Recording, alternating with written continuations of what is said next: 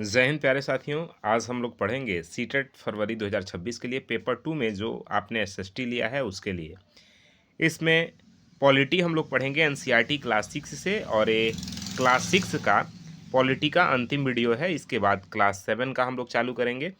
इससे पहले हम लोग हिस्ट्री कंप्लीट कर लिए हैं क्लास 6 का, और ज्योग्राफी कंप्लीट कर लिए हैं क्लास 6 का। आज पॉलिटी क्लास 6 का कंप्लीट होने वाला है। इसमें पॉलिटी के साथ साथ आपके पेडागोगी के भी क्वेश्चन हैं, एसएसटी पेडागोगी के, ठीक है। इसमें क्वेश्चनों की संख्या थोड़ी कम होगी और पेडागोगी की संख्या ज़्यादा होगी। कारण ये है कि आपके पॉलिटी से, जैसा कि मैंने आपके पीवाईक्यू देखा, उसमें पॉलिटी के क्वेश्चन बहुत कम हैं और हिस्ट्री और ज्योग्राफी से अच्छे खासे क्वेश्चन हैं। तो पॉलिटी में जो जो इम्पोर्टेंट मुझे लगा वो मैं इस वीडियो में आपके लिए लाया हूँ। तो चलिए वीडियो शुरुआत करते हैं। पहला क्वेश्चन है आप सभी के लिए, सामाजिक विज्ञान की एक शिक्षिका विविधता, ठीक है ना, यानी डाइवर्सिटी विषय पर चर्चा कर रही है। वह छात्रों को अपने आसपास के विभिन्न त्योहारों और खान पान के उदाहरण लाने को कहती है। यहाँ शिक्षिका का मुख्य उद्देश्य क्या है?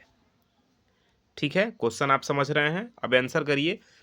साथ ही साथ अगर आप वीडियो को देख रहे हैं तो कमेंट बॉक्स में भी क्वेश्चन नंबर 1 का जो भी विकल्प है, क ख ग या ए बी सी डी, जो भी विकल्प है उसे क्लिक करिए और आप आंसर कमेंट बॉक्स में भी दे सकते हैं। जैसे क्वेश्चन नंबर 1 का क हुआ या ख हुआ, इस तरह से, जिससे आपका भी जब आप कमेंट करते हैं, कुछ लिखते हैं ना, तो आपको परमानेंट के लिए याद हो जाता है, दिमाग में बैठ जाता है।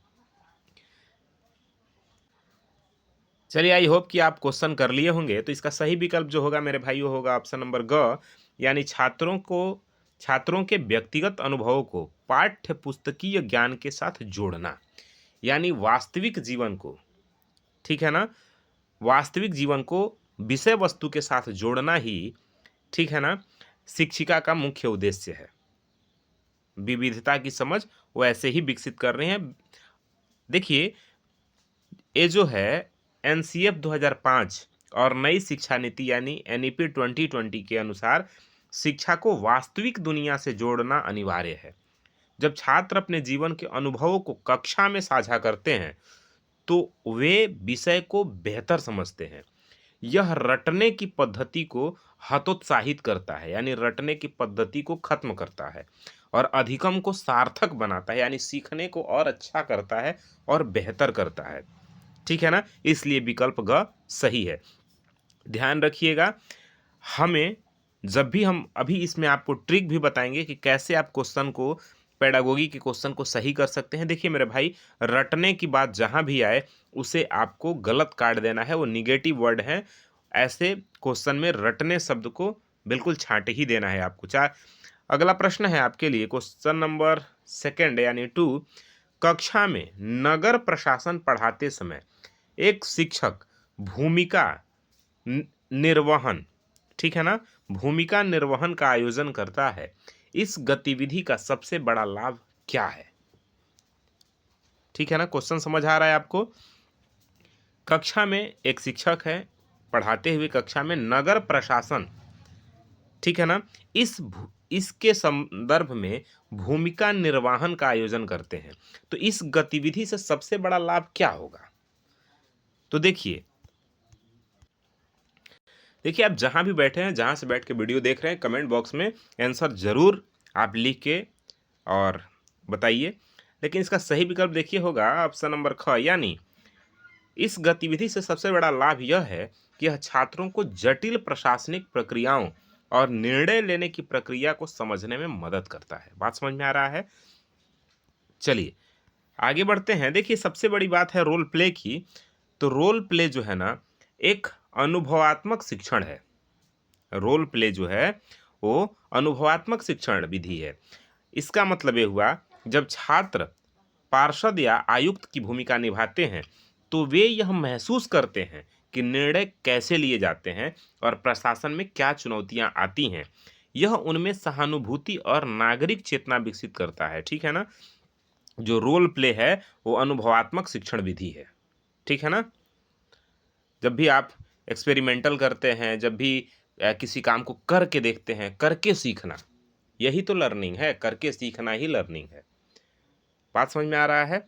चलिए आगे बढ़ते हैं अगले प्रश्न की तरफ। अगला प्रश्न है, सामाजिक विज्ञान की कक्षा में प्राथमिक स्रोत, ठीक है ना, प्राथमिक स्रोतों के उपयोग का क्या महत्व है? चलिए इसे बताइए आप, प्राइमरी सोर्सेस क्या हैं और उसके उपयोग के क्या महत्व हैं। तो देखिए मेरे भाई, विकल्प ख सही है, यानी ये छात्रों में आलोचनात्मक चिंतन यानी क्रिटिकल थिंकिंग और साक्ष्यों का विश्लेषण करने का कौशल विकसित करते हैं, ठीक है ना। देखिए एक क्वेश्चन 2024 के सीटेट के एग्जाम में भी पूछा गया था, और उसमें पूछा ये गया था कि स्रोतों जो 2024 में पूछा गया था कि स्रोतों पर प्रश्न पूछे गए थे, जिसमें ये पूछा गया था कि प्राथमिक स्रोत, प्राइमरी सोर्स जो है, जैसे पुराने सिक्के, डायरियां, पत्थर के अभिलेख, ये सब जो स्रोत हैं छात्रों की यह समझने में मदद करते हैं कि इतिहास कैसे लिखा गया, ठीक है ना। इससे छात्र यह प्रश्न करना सीखते हैं कि कोई जानकारी कितनी विश्वसनीय है या कितनी सही है। बात समझ में आ रहा है ना? ध्यान रखिएगा। अगला प्रश्न है, एक लोकतांत्रिक कक्षा में चर्चा के दौरान शिक्षक की भूमिका क्या होनी चाहिए? जब भी कोई चर्चा हो तो उस समय एक शिक्षक की भूमिका कैसी होनी चाहिए? आपके सामने 4 विकल्प दिख रहे होंगे। सही विकल्प आपको बताना चाहिए कि एक शिक्षक अगर आप हैं या शिक्षक आप बनना चाहते हैं, तो जो कक्षा में डिस्कशन होता है उस दौरान आपकी क्या भूमिका होना चाहिए, आपका क्या रोल उसमें होना चाहिए। तो मेरे भाई, आपका जो रोल होना चाहिए वो चर्चा को सुविधाजनक बनाना और यह सुनिश्चित करना कि हर छात्र को बोलने का समान अवसर मिले और हर छात्र को बोलने का मौका मिले। ये सुनिश्चित करना आपकी जिम्मेदारी है एक शिक्षक की, ठीक है ना। देखिए, लोकतांत्रिक मूल्य सिखाने के लिए कक्षा का वातावरण भी लोकतांत्रिक होना चाहिए, यानी शिक्षक को एक सुविधादाता होना चाहिए, ठीक है ना। और शिक्षा सुविधादाता के रूप में कार्य करना चाहिए। समावेशी शिक्षा का अर्थ है कि हर पृष्ठभूमि का बच्चा अपनी राय रखने में सुरक्षित महसूस करे और अपनी राय रखने में उसे मतलब स्वतंत्रता की प्राप्ति हो, अपने आप को स्वतंत्र समझे अपनी राय रखने के लिए, अपनी बात रखने के लिए, ठीक है ना। तो इसलिए सही विकल्प ऑप्शन नंबर ग हो जाता है। अगले प्रश्न की तरफ चलें। तो अगला प्रश्न आपके सामने है कि सामाजिक विज्ञान में सतत और व्यापक मूल्यांकन यानी CCA, सतत और व्यापक मूल्यांकन का मुख्य बल किस पर होना चाहिए? सामाजिक कक्षा में, यानी सामाजिक विज्ञान पढ़ा रहे हैं उस कक्षा में CCE का मुख्य उद्देश्य क्या होना चाहिए, किस पर बल होना चाहिए? बताइए आप लोग, कमेंट बॉक्स में कमेंट करिए कि सही विकल्प क्या होगा। देखिए, ख जो है ना वो सही विकल्प है। छात्रों के व्यवहार, सामाजिक कौशल और सीखने की प्रक्रिया को निरंतर अवलोकन करना, ये उद्देश्य होना चाहिए सतत और व्यापक मूल्यांकन का, ठीक है ना। देखिए, CCE का उद्देश्य केवल यह जानना नहीं है कि बच्चे ने क्या याद किया, बल्कि यह देखना है कि वह ज्ञान को कैसे लागू कर रहा है। इसमें पेन, पेपर, टेक्स्ट के साथ साथ प्रोजेक्ट, डिबेट और व्यवहार का अवलोकन शामिल होता है, ताकि बच्चों का सर्वांगीण विकास हो सके। बात समझ में आ रहा है? बच्चे का सर्वांगीण विकास हो सके, ठीक है ना। अगले प्रश्न की तरफ चले तो अगला प्रश्न है, एक सामाजिक विज्ञान शिक्षक के रूप में आप छात्रों में आलोचनात्मक चिंतन यानी क्रिटिकल थिंकिंग को कैसे बढ़ावा देंगे? बताइए, सोचिए और बताइए। ये विकल्प आपके सामने है, इसको सोचिए और बताइए और कमेंट बॉक्स में कमेंट करिए कि हाँ सही ये है। समझे? देखिए, सही विकल्प इसका ये होगा ऑप्शन नंबर ख, यानी उन्हें एक ही घटना के विभिन्न दृष्टिकोणों और स्रोतों का विश्लेषण करने के लिए प्रोत्साहित करना चाहिए, तभी उन्हें उनका क्रिटिकल थिंकिंग जो है वो डेवलप होगा। बात समझ में आ रहा है? देखिए, क्रिटिकल थिंकिंग यानी आलोचनात्मक चिंतन पे सरकार का बहुत ज़्यादा जोर है। मतलब बच्चे सोचे, रटे नहीं, चीज़ों को रट के नहीं, चिंतन करना है। आलोचनात्मक चिंतन का अर्थ है किसी जानकारी को बिना सवाल किए स्वीकार नहीं करना। ये हुआ तो क्यों हुआ, ये होगा तो कैसे होगा, किस तरह से हो रहा है, इसका मतलब क्या है, हम कैसे करें, कैसे होता था, क्यों होता था, किस लिए होता था, कब, क्या, क्यों और कैसे, इस तरह के सवाल करना ही क्रिटिकल थिंकिंग को बढ़ावा देना है। जब छात्र एक ही ऐतिहासिक घटना या सामाजिक मुद्दे को अलग अलग दृष्टिकोणों से देखते हैं, जैसे अमीर गरीब, सरकार बनाम नागरिक, अमीर बनाम गरीब, ठीक है ना, इस तरह से देखते हैं, तो वे सूचना और विश्लेषण करना सीखते हैं। ठीक है ना, चलिए बात क्लियर हो रहा है। चलिए अगला प्रश्न है, सामाजिक विज्ञान की पाठ्य पुस्तकों में कल्पना कीजिए शीर्षक वाले खंड का मुख्य उद्देश्य क्या है। सामाजिक विज्ञान का जो किताब है उसमें अक्सर आपने देखा होगा बॉक्स बना दिया जाता है और लिखा जाता है कल्पना कीजिए, कल्पना कीजिए। तो कल्पना कीजिए ये शीर्षक जो है, इस खंड का मुख्य उद्देश्य क्या होता है, क्यों ऐसा कहा जाता है। देखिए इसका जो सही विकल्प होगा ऑप्शन नंबर ग होगा, यानी छात्रों को ऐतिहासिक या सामाजिक परिस्थितियों में खुद को रखकर सोचने के लिए प्रेरित करना, इसलिए अक्सर कहा जाता है कल्पना कीजिए। इस तरह के आपको देखने को मिल जाएंगे बॉक्स में कहीं की कल्पना कीजिए। ठीक है ना, चिंतन बढ़े, उनकी कल्पना शक्ति विकसित हो। ठीक है, एनसीईआरटी की पुस्तकों में कल्पना कीजिए कि आप 2000 साल पहले गुफा में रहते हैं, इस तरह के प्रश्न होते हैं। इनका उद्देश्य होता है छात्रों में सहानुभूति और ऐतिहासिक कल्पना विकसित करना। इससे छात्र अतीत की चुनौतियों और परिस्थितियों को बेहतर ढंग से महसूस कर पाते हैं। ठीक है ना, अगले प्रश्न की तरफ चलते हैं। अगला प्रश्न है, सामाजिक विज्ञान की कक्षा में विवादास्पद मुद्दों को पढ़ाते समय शिक्षक को क्या करना चाहिए। जो कंट्रोवर्शियल मुद्दे हैं उनको पढ़ाते समय शिक्षक को क्या करना चाहिए। तो ध्यान रखिएगा, ऐसे संवेदनशील मुद्दों को पढ़ाते समय, ऐसे विवादास्पद मुद्दों को पढ़ाते समय हमेशा गरिमापूर्ण तरीके से चर्चा का आयोजन करना चाहिए और सभी पक्षों को साक्ष्यों के साथ रखने पर अवसर देना चाहिए। सभी पक्ष को अपना साक्ष्य, अपनी बात रखने का अवसर देना चाहिए। ठीक है ना, लोकतंत्र में विवादास्पद मुद्दों पर चर्चा करना नागरिक विकास का हिस्सा है। शिक्षक को एक निष्पक्ष सुविधादाता बनना चाहिए और चर्चा का आधार तथ्य और संविधान दोनों होना चाहिए, न कि व्यक्तिगत भावनाएं। ठीक है ना, चर्चा का टॉपिक क्या होना चाहिए, तथ्य और संविधान, व्यक्तिगत भावनाएं नहीं होनी चाहिए। अगला क्वेश्चन है, प्रयोजना कार्य, जो परियोजना कार्य है, सॉरी प्रोजेक्ट वर्क जो होता है, परियोजना कार्य, इसके दौरान शिक्षक छात्रों को क्षेत्र भ्रमण पर ले जाता है, यह किस शिक्षण पद्धति का उदाहरण है, बताइए। सही विकल्प आप कमेंट करके बताइए। 4 शिक्षण पद्धति हैं, तो इसका जो सही विकल्प होगा वो ऑप्शन नंबर ख होगा, यानी अनुभवात्मक अधिगम का यह उदाहरण है कि शिक्षक छात्रों को क्षेत्र भ्रमण पे यानी अनुभव करके सीखने का अवसर दें। ठीक है ना, अनुभव से बच्चे सीख पाएं। अगला प्रश्न है, सामाजिक विज्ञान में मूल्यांकन की प्रक्रिया को सुधारने के लिए क्या आवश्यक है, बताइए आप लोग सही विकल्प क्या होगा। तो देखिए,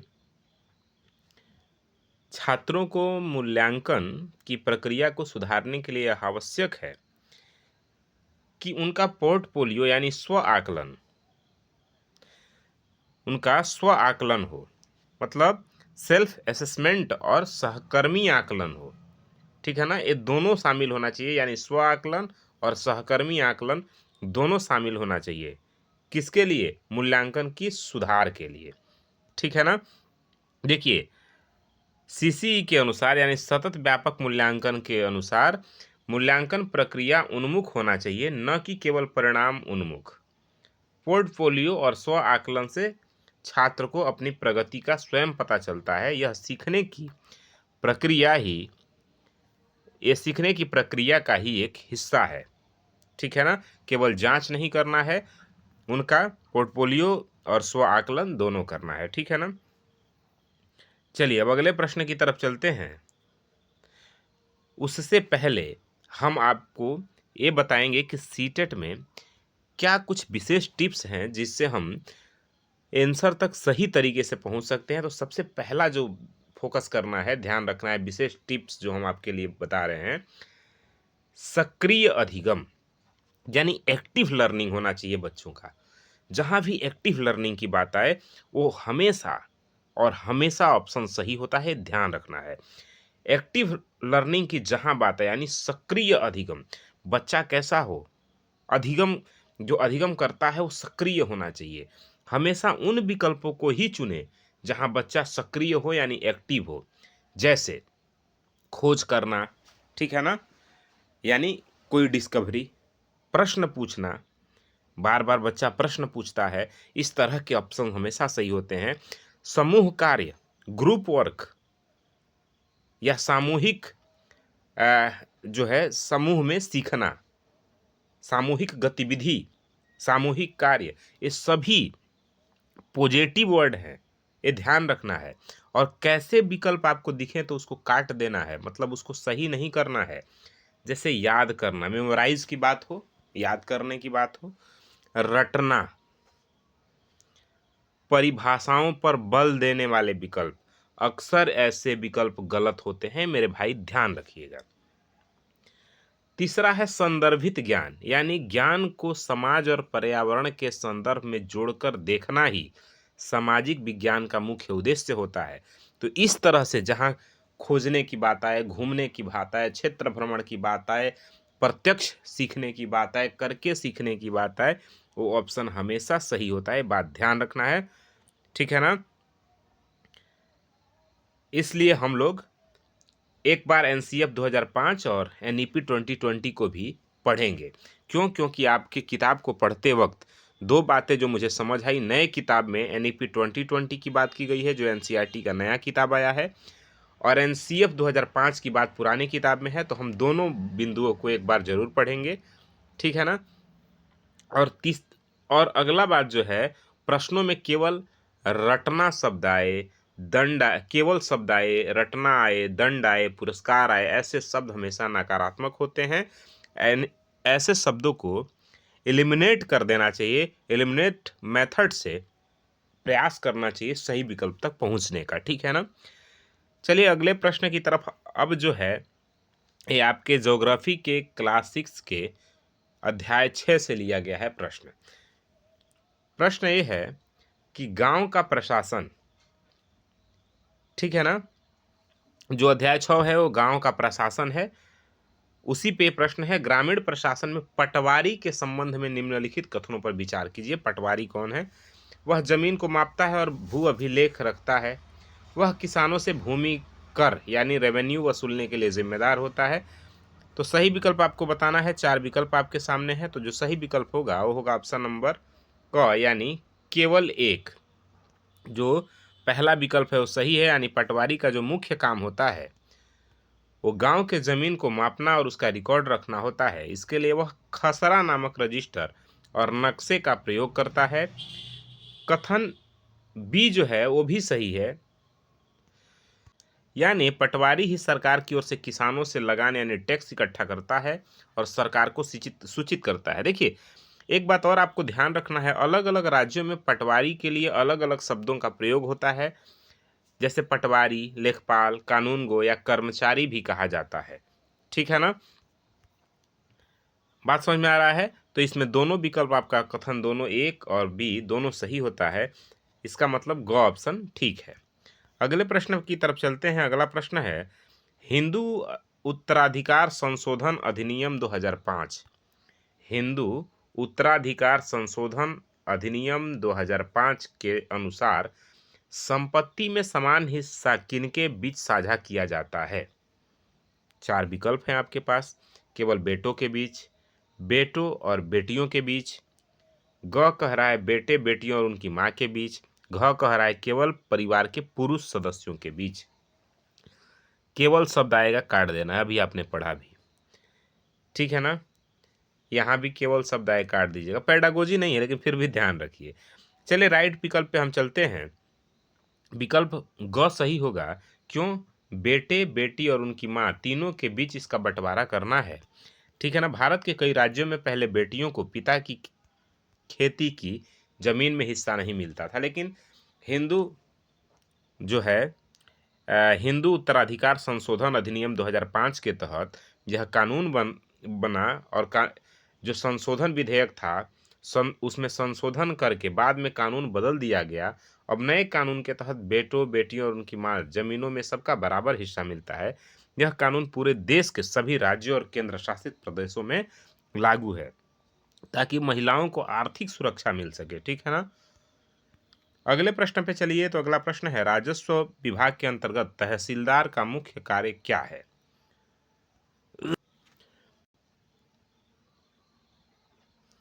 देखिए, इसका जो सही विकल्प होगा वो होगा पटवारी के काम का निरीक्षण करना और भूमि विवाद को सुनना। देखिए, राजस्व विभाग के अंतर्गत जो तहसीलदार आते हैं इनको भी अलग अलग राज्यों में अलग अलग नामों से जाना जाता है।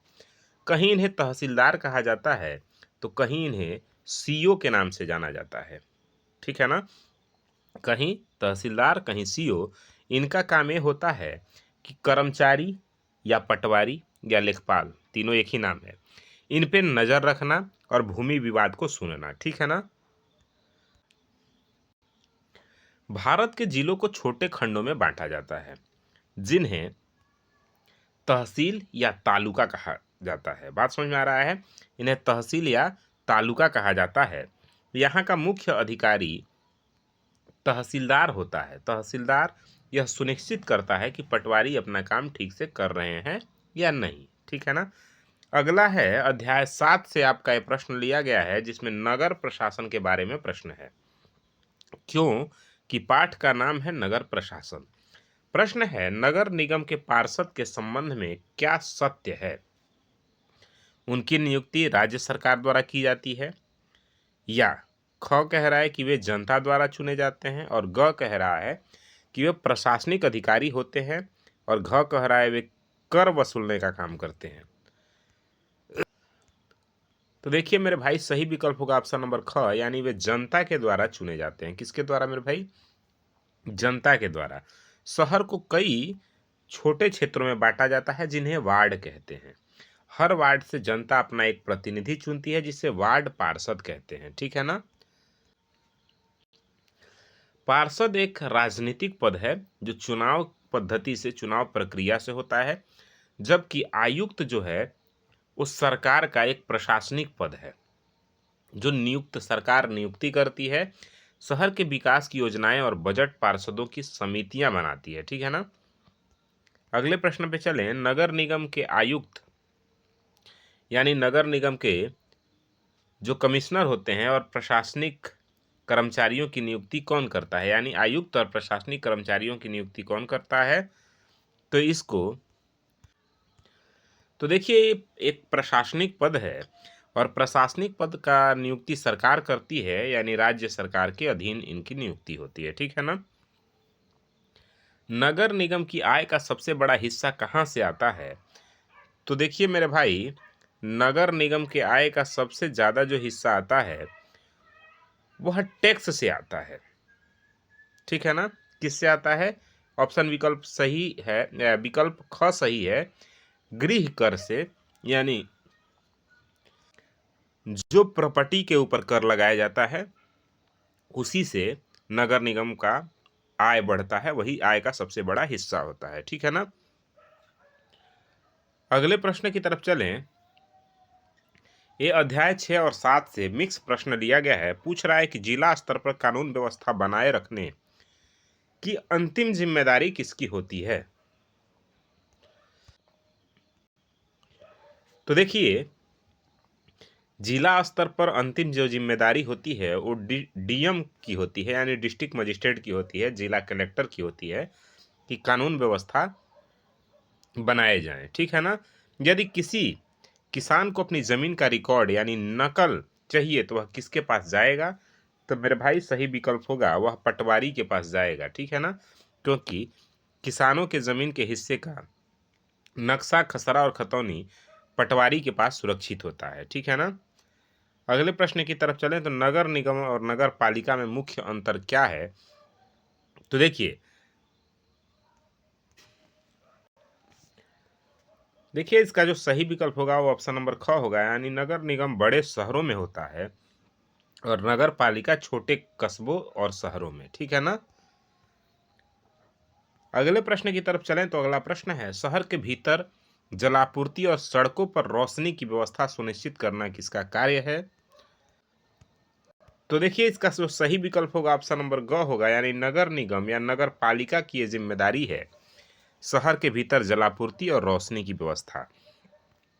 यह नगर प्रशासन के अनिवार्य कार्य है। शहर के निवासियों को बुनियादी सुविधाएं जैसे साफ पानी, सड़कों की सफाई, स्ट्रीट लाइट्स या रखरखाव जैसे पार्कों की देखभाल करना, ये सभी नगर निगम या नगर पालिका की जिम्मेदारी होती है। अगला प्रश्न है, पुलिस थाने के जो थानेदार होते हैं यानी एसएचओ का मुख्य उत्तरदायित्व तो क्या है?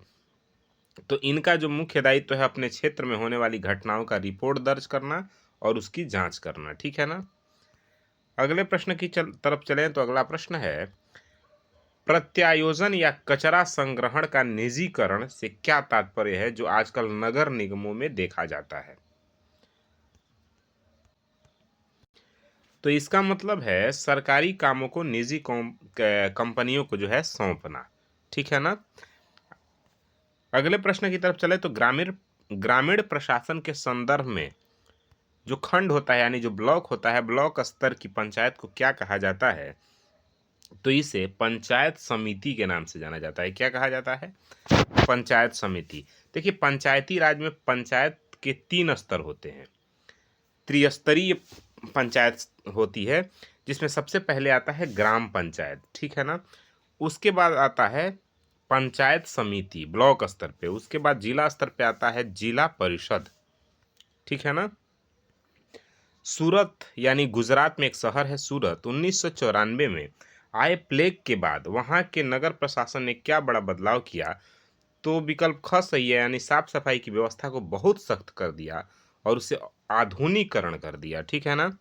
1994 में सूरत जो गुजरात में है वहां प्लेग आया था और ये बात आपके एनसीईआरटी क्लास 6 के पॉलिटी में है। ठीक है ना। अगले प्रश्न पे चलें तो नगर निगम में जटिल समस्याओं पर निर्णय लेने के लिए पार्षदों के समूह को क्या कहा जाता है? तो यह पार्षदों की समिति यानी कमेटी कहा जाता है। ठीक है ना। वही इसके निर्णय लेते हैं। तो ये रहे आपके कुछ महत्वपूर्ण प्रश्न और इसी के साथ पॉलिटी के क्लास 6 के पूरे चैप्टर कंप्लीट हो गए। अब हिस्ट्री, ज्योग्राफी और पॉलिटी तीनों के क्लास 7 के अब वीडियो आपके सामने आएंगे। जैसे ही 8, 7, 8 कंप्लीट हो जाएगा सबका समरी और साथ में पेडागोजी के भी क्वेश्चन आपको मिलेंगे और उसके बाद मॉक टेस्ट और प्रैक्टिस सेट आपसे करवाया जाएगा। इसके साथ ही आप किस सब्जेक्ट के क्वेश्चन देखना चाहते हैं हमें कमेंट करके ज़रूर बताइए और आप ये भी बताइए कि आप में से कितने लोग भाषा के रूप में संस्कृत विषय को लिए हैं। यदि आप ज़्यादा संख्या होगी आप सबकी संस्कृत जो विषय लिए हैं तो हम संस्कृत के लिए भी आपको प्रैक्टिस सेट और मॉक टेस्ट करवाएंगे। बाकी ये वीडियो देखने के लिए धन्यवाद और चैनल पर नए हैं तो सब्सक्राइब करिए, वीडियो पसंद आए लाइक शेयर करिए। मिलते हैं अगले वीडियो में, तब तक के लिए जय हिंद।